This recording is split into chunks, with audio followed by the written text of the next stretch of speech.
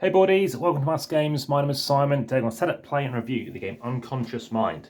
Now this happens to be the retail edition. If you want to see images that I've been playing back 2 months ago using the all-in edition, that's the deluxe edition, please do check that. That will be over on Instagram, and as always you'll find that via the link in the description in YouTube if you're watching this in YouTube. But of course do share as well, and of course comment and let me know. Again, YouTube is best for it. So this game is all about Sigmund Freud. We're in Vienna, and this is not how you'll normally have the board set up. It's a huge table hog, and I've only set up for one player, but I just want to bring as much as I can into shot. But I have zoomed out, so this is being filmed in 4K, and if any questions always do let me know. But this is a game all about trying to get the most points before Sigmund happens to reach the end of this track. Lots of different ways you can score points. We're looking to treat various patients, we're looking to go to various places in Vienna, and points can be accumulated immediately and sometimes at the end of the game. So for example, if you see this symbol down here, this is immediate, this kind of symbol is for end of game. Everybody is going to have a player board. It's going to look like this, and what this represents is crucially you as your character. There's various ones you can play with. They're all the same apart from the imagery here, and you're going to have your various colours for your tokens as well. These are called ideas. You'll also have over here an insight dial, of which there are different types, and I'll tell you about that in a moment. You're going to have some latent dreams. You are going to have some manifest dreams over here as well, and you're going to have a dispenser box. So I deliberately have left one out to show you how this looks. You're going to grab this, and if it's kind of Rorschach-y, it is going to go over here, and it's all about how much you're going to need to be treating these patients to be getting the points at the bottom. So 10 points, whatever it might be. Special symbols, which you are going to use to unlock various other things too. You're going to have some kind of objectives to maybe work towards. There are 6 of these. I'm just leaving 2 out, and I'm only leaving 2 out of these as well, and a few of these tokens as well. Again, in the name of speed, but also just to show you that with various players, it's going to look differently.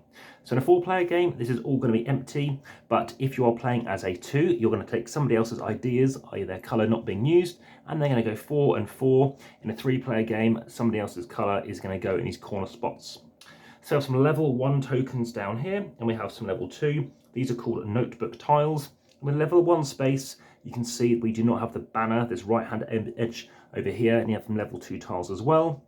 And this is a game whereby you might want to be upgrading these various tiles to complete their various requirements, and also to go to various locations. This is a game whereby you can do a huge amount of things, as I mentioned, and it's very thinky, and that's not a pun. It is a thinky game whereby you will need to think a turn ahead as well.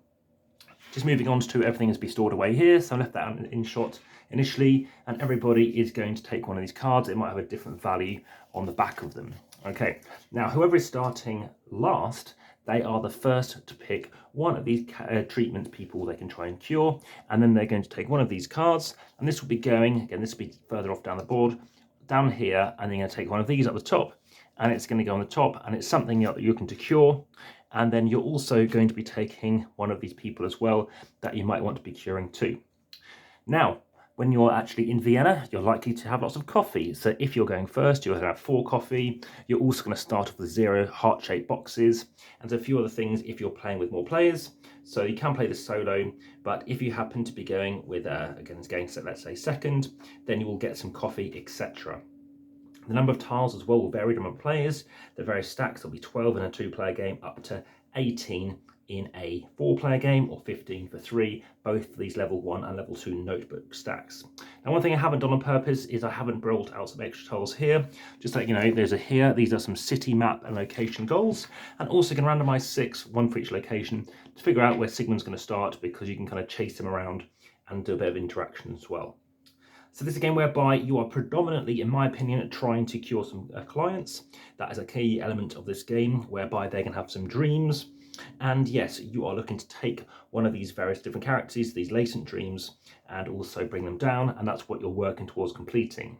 So in this case, this person's got 6 hearts, so you're going to move up to 6, but they might have more than this, such as 7, so it's going up to 7. As and when you treat them, you'll move this down and get yourself points. Again, equal to whatever's on here, as you keep moving this down until you hit catharsis, and then you can also then gain yourself victory points, and there are some other bonuses that you can obtain as well. So let's move on to some other things we'll be talking about. So starting for 2nd player, you'll get yourself extra coffee bump.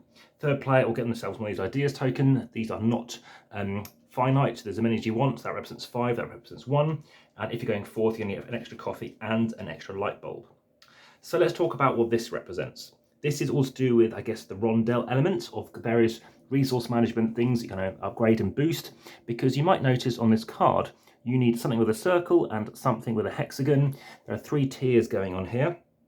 So let's talk about what these represent. These are called qualities, insight qualities. So we might have growth represented in green, freedom in purple, and in red we have passion. We have minor levels represented by diamond, medium, or I think they're called median, which are in hexagonal shape, and lastly circular, which happens to be what's referred to as major. So these are 3 different things. So yeah, growth is plants, freedom is birds, and passion is flames. So we have things such as a seed, to a sapling, to a flower, an egg, a chick, a bird, and I think kindling, I guess, a flame, and then a fire. This is a game whereby you, again, are going to be bumping things around. These are called insight effects. So you can choose to generate an insight. How do you do that? Well, let's talk about it. You can choose to take one of your ideas and place it into one of these spots. So I could place this here, in which case I can now bring out this onto respective locations. You could have something like this, which allows me to bump things up. So I can bump 2 on green. So maybe I've already got something here. It's going to bump up. You cannot bring something off the middle track into here though. It's got to be down here first. Or you might want to move something across. And that's important again to meet whatever these cards require. It's going to move things around as and when needed to do that. That is what this action can do. So you could place this here. If that space is free, you can flip it over and place it here. If these are blocked, then you can place it upside down. There's 4 ways in which you can gather this one. Now let's just talk about this one more time. Now this one is going to cost you. So if you go over here, then your ink pot is going to move 2 spaces. So it's going to go 1, 2, and then it's going to trigger anything that's in here. At the minute, there is nothing on here, but I'll come back onto that. And you've also got these blue discs. Again, for other players' colours, they're going to match, they'll be pink, whatever. And these can come off, but I'll come back onto that as well. So that's something you can do. Over here, this lets you get one of these tiles, these notebook tiles. So you're going to spend coffee, so in this case 1 coffee, to get a tile. And this allows you to be triggering this action when you now have this ink pot in a future turn move along. So again, you'd be triggering this way, or you can actually be triggering down here as well. That's something that can occur. So that's what this one does. Well, this one is you spending 2 coffee, and you get this ability or this token, and you can also get the instant one as well. Now you can always consider either or how you want to do that. Over here, you're spending 3 to get this and that. Moving down to here, this lets you get these tokens out as well. And the reason why you might want to get those is these relate to trying to complete these various objectives. So these are called research cards. And I've chosen to display them like this. When you complete them, so on 1 turn, you could choose to go here to get, you go here to get one of them. But on a future turn, you might get a second one. So now you've got 2. On a future turn, you can play them out. And then another turn, or instead of that, you can choose to actually then complete a book, which is called publishing a journal. So now you've completed this, you've got yourself 8 points. Again, any of these are available, and then other things you can do too. But it's important to note that sometimes you might want certain types going on here as well. And over here, we can see there's, I think it's 5 points from memory. You can get yourself 5 points if you happen to be the first person to publish twice. You've published 2 of these things. You might want to chase this one down. And over here, you're trying to get these better memories because it's all red logo as opposed to blue. So these kind of regular patients, these are specialist patients, whereby, again, if you're the first to do this, you can get yourself a bonus. So that's something to work towards. Now, where else can we go to? You can choose to wander around the map, and you can trigger the various benefits. So you can choose to bring out or gain a benefit, bumping something, bumping things along, maybe getting some coffee out, maybe getting some heart-shaped boxes. Heart-shaped boxes are all about how much of these hearts you want to be spending to try and cure these patients, again, because you're getting points. So lots of points on here, lots of points on here, and you can get points depending on how many of these different locations you're in as well, as that can give you some benefits. So this, by the way, is known as the meeting room table. That's something to be aware of. And as you can see, there's various different cards that you can play around with, and sometimes you can get benefits. So if these happen to kind of match up in terms of any kind of matching symbology, then you can get additional bonuses too. It is a thinker game, as I said. My rating so far is higher than average, but it is quite an intricate game. Beautifully illustrated, great components, lovely recessed boards. It's very impressive. And again, this in particular is just a retail edition. They could have really pared it down compared to the other version, which is the deluxe all-in Kickstarter edition as well. So we've pretty much covered off everything that you can do, various different things you can do. This is very much a briefer video than I would normally do. Most of my videos are about 3 times as long, but in this case, there's just quite a bit of intricacy going on, but I have shown you how you can do those various things. And again, eventually you are going to run out of ideas, which not only will get your ideas back, the opponents will then have some more space that they can play with too. So that's the premise of the game. Again, I'm sure compared to the other videos, I'm definitely not as in detail as I have been before. But yes, when you have ended your turn, there are some things you must do, such as drafting new clients. You're also going to have final scoring as well, such as checking the reputation track, your various colour insights in the various districts. So you're going to count the number of different districts. You have at least one of your player colour insights placed above them, and you're going to score the corresponding number of points on the city map.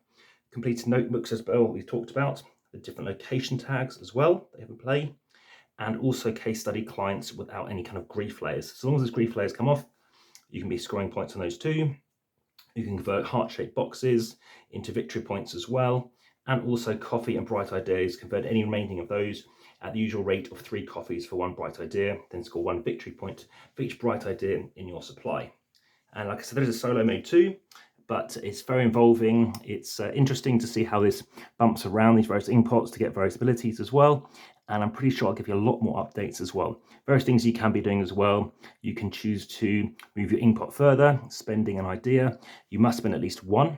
So your inkpot must move along at least 1 space. And I said you can be bringing out more of these too. So a few things you can work on. A couple of different clients you can try and deal with too. And you can spend those heart-shaped boxes as well to get more cash, etc. So I like the idea that you do have some common goals. I love this kind of translucent effect. It's very effective too. And the way in which you are trying to find the specific locations to place these tiles. So for example, I might have this out in a future turn. I might have this out. I might have, I don't know, let's say this one. So again, I have happened to completed this, which lets me take this off. And it gives me something else to play with. If I complete these 3, I get this off, which gives me an additional bonus. So sometimes this lets you take one of these additional actions again. Sometimes you can take it twice. So that's what these can do. So of course you'll be refilling as well. And like I said, there's quite a lot of stuff to it. This is definitely one of my least impressive, in my own opinion, demonstrations. Having unfortunately had some time in which I haven't been able to get this taught as soon as I wanted to, compared to when I last played it, which was a couple of months ago. But hopefully this was a good insight as to the kind of game you're getting, and hopefully this would be of interest. So please do like, share, subscribe, and hit the notification bell, and enjoy this game, and I'll speak to you again soon. But for now, back to the table.